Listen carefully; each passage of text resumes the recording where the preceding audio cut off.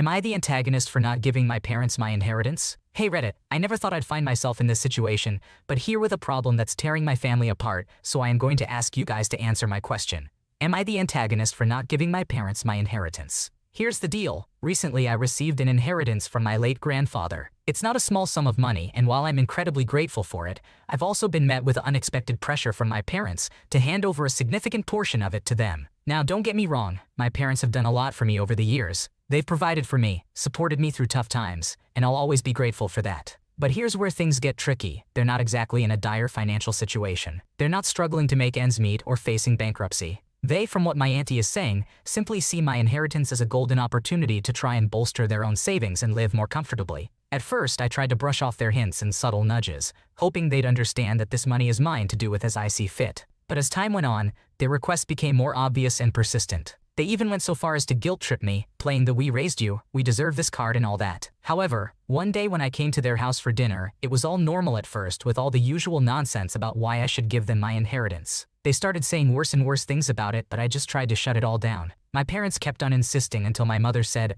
"Oh my God, why don't you just hand over the money that was supposed to be ours but that stupid old man gave you?" With my father also bad-mouthing my grandpa. With this, I got livid telling them that my grandfather was the best person I have ever known, because if it wasn't for him, I wouldn't be the person I am, and that they can just shut up for once already, and left the house. I'm torn. On one hand, I feel a sense of obligation to help my parents, especially considering all they've done for me. But on the other hand, I can't shake the feeling that it's unfair for them to expect me to hand over my inheritance without question. I have seriously worked hard to build a stable financial future for myself, and this inheritance is a part of that plan. It's not like I'm swimming in money. I have bills to pay, savings goals to meet, and my own financial responsibilities to consider. So, am I the a-hole for standing my ground and refusing to give my parents my inheritance? Or am I justified in prioritizing my own financial well-being? I'm genuinely torn and could use some perspective on this sticky situation. Your grandpa wanted you to have that money for a reason. He didn't leave it to your parents for a reason. Don't let them guilt trip or gaslight you. If they were truly deserving, you would have freely given them a portion of the money. Use it to make your life better. You deserve it. I went through my girlfriend's phone and confronted her. My girlfriend and I have been living together for 4 years now. She's truly my best friend and the love of my life. We've had an amazing relationship over the years without really any strife arguments. Naturally, we're very transparent and share everything with one another. Our phones have always been shared, and she's told me if a guy direct messaged her, or if a guy from her past reached out. I never asked for this courtesy, but I've appreciated it nonetheless. Let's just hop right in. A married professional athlete, John, has known her long before we met and has always had the hots for her. When we first began dating, she would tell me when he'd reach out on Instagram. She told me she never replies, and he deletes the messages later to hide from his wife. She always expressed how gross and sick he was for betraying his wife, who is the mother of his children. I never questioned her and just thought this guy was a complete tool. Over the years she'd mention when he reached out, and we'd have the same conversations of how disrespectful it was. Though I began to grow curious, a professional athlete with a family pursuing her with no attention or response for years on end. Things were starting to not make sense to me, though I never questioned her on it. That's until this last weekend when she brought him up again. He texted her to make sure she had his new phone number saved. She was laughing while telling me, "Why would I need your number? Go love your wife." We laughed it off, but that night I couldn't shake the thoughts. If she hasn't responded in 4 years to him reaching out, why would he text her to give her his new number? These constant thoughts are what led me to break her trust by going through her phone. As you may have guessed, they had been exchanging flirty, dirty texts for years, with him sending nudes of himself and asking to see her naked, though she always made excuses. She did send him sexy bikini pics from a vacation 2 years ago while we were on the vacation. Also, her reply to one of his nudes a year into our relationship was, "You're so hot, but it hurts it can't be mine." They had made plans for her to go to his games for years or meet up for dinner, but she never went through with any of it. After reading everything, I felt so sick and almost like she's a stranger. I took a few days to process things before I confronted her about going through her phone. Last night, we cooked dinner and sat to talk about our days. After some small talk, I mentioned to her I had this weird feeling that something was going on between her and John. She bursted out laughing, asking if I was joking. I told her she can be honest if they were just conversing, but she assured me that was not the case. She looked me in the eyes and told me she's in love with me and would never do something like that. My heart fell through the floor. I told her I had went through her phone and saw everything. She immediately began screaming, crying, calling me a psycho, and asking how could I betray her trust? How could I snoop through her things when she never gave me a reason to? I told her I needed to know the truth, and that I did regret going through those means to find it. I asked her why and how could she do this. She was sobbing and screaming the same words and curses. She decided to pack her things to stay with her mom for a few days. I've never felt so empty in my entire life. It's too fresh and I'm too embarrassed to ask my family or friends for advice, in the event we do stay together. It's clear that your girlfriend was not being truly honest with you and was engaging in emotional infidelity with this professional athlete. It sounds like she was enjoying the attention and was willing to continue the communication until he got bored. The fact that she got so defensive when caught only shows how deep the deception went. It's important to remember that trust is reserved for the trustworthy, and she has shown herself to be untrustworthy. It's time to prioritize your own well-being and have an honest conversation with your friends and family about what comes next. You deserve someone who is honest and respectful in your relationship. Trust your gut and take care of yourself first. Would I be the antagonist if I refused to see my grandpa before he dies? In late 2022, my grandparents got a divorce after 72 years of marriage. At this time, I was renting an incredibly affordable apartment. It was far from the best, but it was the only place in the city that I could afford. My grandfather was very depressed and lonely. More family live in the area, but I am the only one that doesn't have much going on, other than a full-time job, so my grandfather really leaned on me. He found a nice 3-bedroom house and invited me to live with him for cheap rent.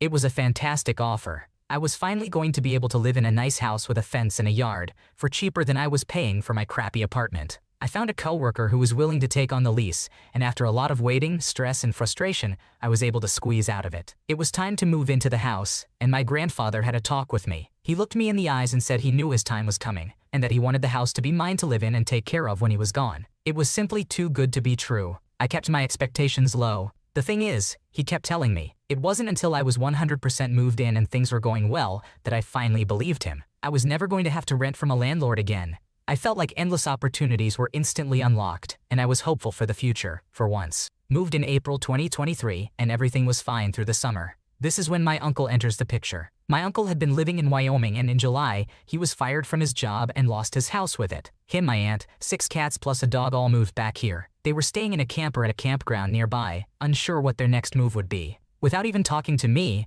my grandfather invited them to live in our house. Without talking to me, my grandfather decided the house was no longer mine, that he would be giving it to my uncle. All of this I had to put together myself, all while being left in the dark. I knew things were changing, but I didn't realize how bad it really was. It culminated one day, as I was leaving for work. I was stopped and told I had 2 weeks to get out. I was absolutely blindsided. I begged them to let me stay. My grandfather said some very hurtful and hateful things to me. It was just cruel. I was wrecked, anxiety-ridden and unable to sleep. My heart felt like it was beating out of my chest every minute of every day. Things got increasingly hostile at the house, with them threatening to throw my stuff out and change the locks. It was horrible. A customer of mine heard what was going on and invited me to stay in an extra space in his basement. It's not the prettiest place in the world, but it's a space for me to have peace. I am still here now as I am typing this. Last week my dad told me that grandfather was on hospice, with a projected 2 weeks to live. Heart failure. My dad says it would be good for me to see him and that I'd be welcomed, but I have not had enough time to heal. It is worth noting he is receiving care in that house. Seems like we know why grandma got divorced from grandpa after 72 years. Not the antagonist. I assume your grandpa lied to you so he could use you to take care of him. As soon as his son was able to assume your place, he kicked you out. Tell your father that if you regret, that's something you will have to deal with. If you want to make sure your family doesn't lecture you about it, you can go and just don't enter the room.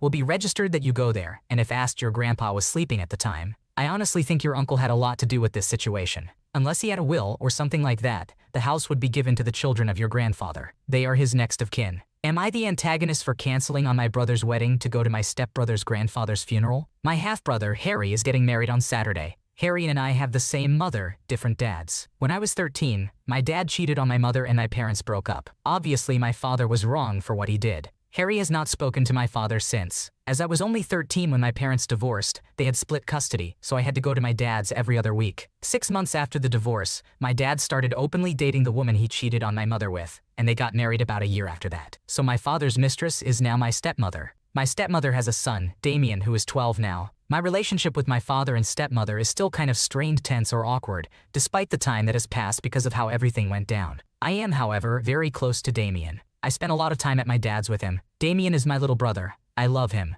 I feel as protective of him as I think Harry did of me when I was younger. My stepmother's dad passed away on Monday. The funeral is also on Saturday, in another state. I never met him. On Monday, my brother called me asking if I would come pick him up, which I did. Damien is so upset. This is the first death he's experienced. When we went for a drive, we got about 5 minutes down the street, and he just cried, and he didn't stop for over an hour. When I took him back home, he was stiff upper lip, told my dad and stepmom he was okay, but I knew he wasn't. When I talked to them, they said he hadn't really reacted all day. Tuesday I woke up to like 10 missed calls from him, and when I called him back he said he just wanted to make sure I was alive. I picked Damien up again on Tuesday. My dad told me he had been fine that day. Again we got 5 in from the house and he broke down. Damien admitted today he is terrified of the funeral, and I feel like I should be there to support him. I mentioned it to Harry and my mother, and both were furious with me. They both keep talking about me supporting my dad's mistress instead of family, and Harry noting I never met the man who passed. But from my view, I wouldn't be going for my dad. I'm going for Damien. I haven't even told my dad's stepmom my plan. Harry is going to have all of his family and friends around him at a happy occasion, while Damien is going to his first funeral. I was supposed to be a groomsman in the wedding, but I'm not one of the 2 best men. I think Damien needs me more, hence my decision to go to the funeral. But Harry, my mother's reaction, plus 2 of the friends I spoke with today saying I need to go to the funeral, has me questioning if I'm being an asshole by canceling last minute.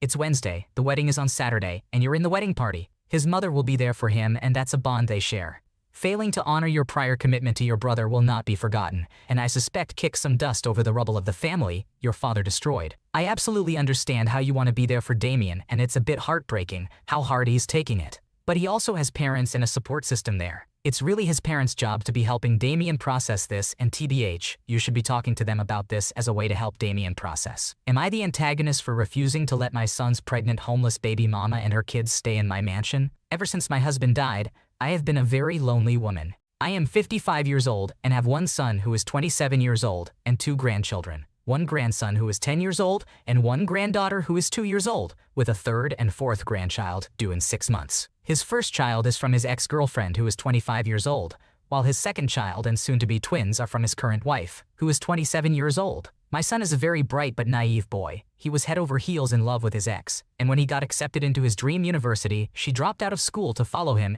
and start their perfect family. Their relationship didn't survive the following year. Despite all the stress and workload of college, my son still paid child support and visited his child. They both moved on to different relationships. My son married a beautiful, kind girl he met in college. His ex started dating another man and had 3 more kids. 2 daughters who were 7 and 4 years old and 1 son who is 2 years old. Earlier this month, his ex came to him in need of somewhere to live. To put it briefly, her new partner was an awful person. She was 7 months pregnant, had 4 kids, no money, job, or education. His ex has a mental illness that has caused her a hard time keeping a job, and they had been living at a homeless shelter for the past week. My son and daughter-in-law were kind enough to let them temporarily stay at their home rent-free until she found somewhere else. My daughter-in-law's parents work in real estate and were renting out one of their properties, a 2-bedroom house, to them for a reduced cost. My son and his wife had been having financial troubles ever since their daughter was born premature, and with the twins on the way, I thought they would be in need of a larger home. In the 1990s, I inherited a spacious house from my grandparents, which has 7 bedrooms and 3 extra rooms that have been turned into an office, library, and art studio. As an otherwise regular middle-class couple, my husband and I were incredibly thankful for their generosity. It's so large that it can technically be considered a mansion, and I've been living in it all alone after my husband's death. I discussed it with my son and daughter-in-law, and we agreed it would be best if they moved in. After all, this house is way too big for one woman. However, my son's ex and her kids would not be allowed to join them. My grandson would be allowed to stay if he has no other place to go, but the rest of the family have nothing to do with me. Don't get me wrong, I have empathy for her situation, but at the end of the day, they're not my family, and I worry about potential tensions that could arise. Pregnancy is stressful enough, and it wouldn't be fair for my daughter-in-law to share her husband with his ex. I refuse to let my beautiful home become a breeding ground for dysfunction. I talked this over with the parents of my daughter-in-law, and they decided to give the ex 1 month to find somewhere else to stay while my son prepares to move in. The ex is absolutely livid with me for trying to tear apart her family. I explained to her that it was my house, my rules. Am I the antagonist? Your son should be taking more responsibility for his child, especially since his son is practically homeless or with an awful stepfather. It's clear your son has a lot of room for improvement as a parent, despite the stress of college and financial troubles. It's not your obligation to shelter his ex and her 3 kids, especially with her being pregnant. Your son needs to step up and fight for custody, rather than just visiting and sending child support. His lack of involvement in his child's life is concerning, and his decision to expand his family, despite his current struggles, is questionable. Am I the antagonist for making a report to my son's school? My daughter, who is currently 22 years old, is a sex worker. This is not a choice I completely agree with, considering the privileged upbringing I provided for her, including the ability to pay for college or any other pursuits she desired. However, despite my reservations, she is my daughter, and I feel obligated to accept her choices because I love her and want to continue being a part of her life. My husband is also hesitant about her career path, and their relationship has been significantly strained as a result. We have chosen not to inform our 14-year-old son about his sister's profession due to his young age. In late January, when my son arrived home, he immediately expressed anger upon seeing his sister. He resorted to name-calling, prompting my husband to intervene and advise him to calm down.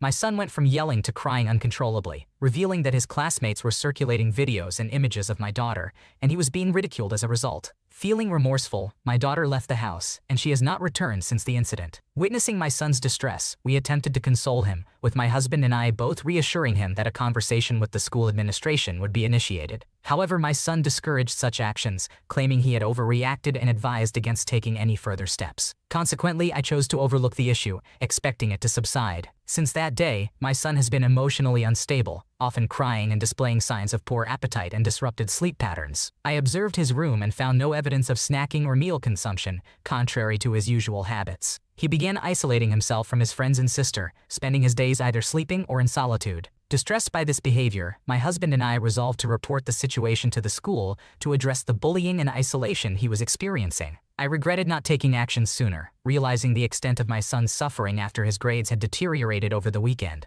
Upon his return from school yesterday, my son inquired about the report I had intended to make. Expressing my concern for him, he reacted angrily, accusing me of making his life difficult and questioning my actions. He has since been avoiding any communication with me, a departure from his usual respectful demeanor. I suspect that an incident occurred at school, but the administration has not provided any information regarding the reported bully. I am left wondering whether my son is struggling with typical teenage challenges, or if my parenting has been inadequate, as he insinuates. Am I the antagonist in this situation? Realistically speaking, it sounds like your son is facing a really tough situation at his current school. It's clear that reporting the bullying to the school may not be enough to solve the problem and that there are deeper issues at play. It's important to consider seeking help through counseling and therapy, as well as potentially switching schools to provide a fresh start for him. It's a difficult situation, but taking these steps could make a real difference in his well-being and mental health. Thanks for watching. When you subscribe, make sure to hit the bell to turn on notifications so you never miss a video. To finish listening to all the stories, check out the playlist in the description.